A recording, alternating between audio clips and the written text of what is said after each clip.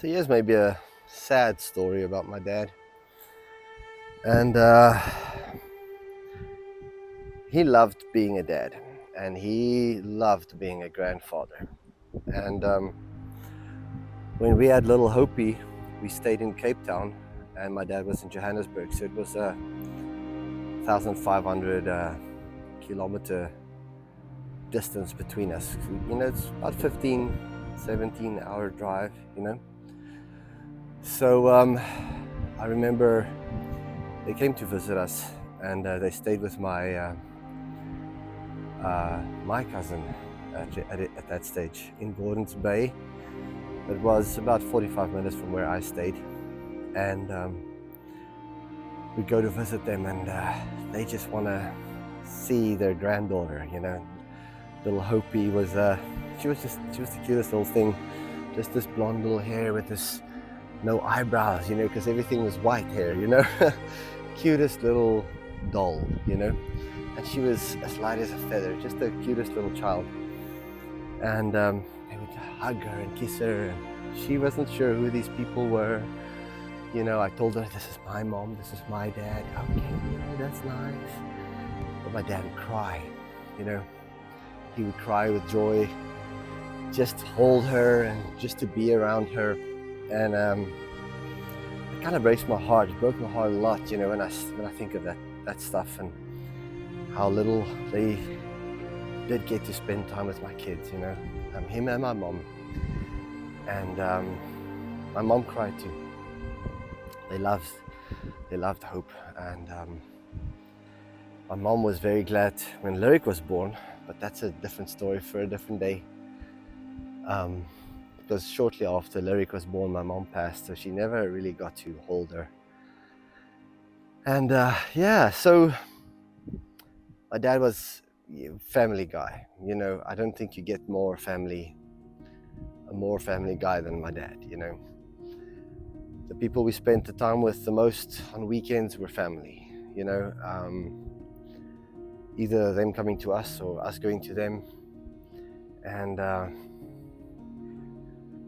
that's just a quick, short, sad memory, but I do remember, there was another time we went to go visit them in Kimberley, and they got a bed and breakfast for us, and we stayed there, and it was just the best time, because my dad had a stroke and he had a blood thing. He was sick, and he recovered from that, but he wasn't as strong. He was pretty weak. So we went over, and I remember he struggled to pick Hopi up, but he held her, man. And they lived for those moments, just to be together. We didn't have to do anything fancy. Just being in each other's presence was the thing that mattered, miss him now. Sure, you guys do too. And he'd laugh, and he'll make food, and he'll make jokes, and he'll try to connect and play, and just, that's something I learned from him, is the eye contact. He gave us eye contact. He gave us all of his attention when he spoke to us. When we spoke to him and we wanted his attention, he'll turn his whole body to us. Yes, what do you want? Can I help you? And he told me this story. Let me share this one at the tail end of this. Just he was telling me about his father, Opa Louis, Granddad Louis. So by that stage, my grandfather and my grandmother were divorced, and my dad stayed with my grandfather in an apartment. And I think my dad worked in something, and he saw an ad on a TV for pants, and he left, and he went to go buy these bell-bottom pants. So bell-bottoms was the fashion, and my dad remembered my grandfather said, "Never bring that stuff in my house. I'll burn it." He was like very strict about fashions, So my dad loved these pants. He went, he got some, they fitted well, and he came home, and as he was in the house, in the apartment, my grandfather was sleeping, so my dad thought, let me just put these pants on and see what I look like. So as he had the pants on, he's looking in the mirror, and he could see in the reflection of the mirror, in the background, my grandfather, his dad, was laying on the couch with his eyes open. looking at my pants, and he said, "Come, bring those pants." And my dad's like, "Oh, crap, this is not good."